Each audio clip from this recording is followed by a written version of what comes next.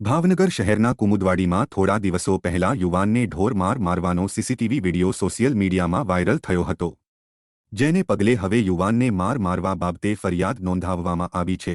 Bortalav police સ્ટેશનમાં મુન્નાભાઈ પરમારે ફરિયાદ નોંધાવી હતી કે તેનો ભાઈ મહેશ મિલન નામના વ્યક્તિની બેન સાથે વોટ્સએપમાં વાત કરતો હોય, જેની દાઝ રાખીને તેને મિલન, મનીષ અને અજાણ્યા બે શખ્સોએ કુમુદવાડીમાં ઢોર માર મારીને સ્કૂટર ઉપર અપહરણ કરી ખાર વિસ્તારમાં લઈ જઈ વધુ માર માર્યો હતો। પોલીસે ફરિયાદના પગલે મિલન કાળીદાસ દુધરેજિયા, ઋત્વિકભાઈ પ્રવીણભાઈ પરમાર, મનીષ વિજયભાઈ સરવૈયા અને કાળીદાસ તુલસીદાસ દુધરેજિયા સહિત ચારે આરોપીઓને ઝડપી લીધા છે।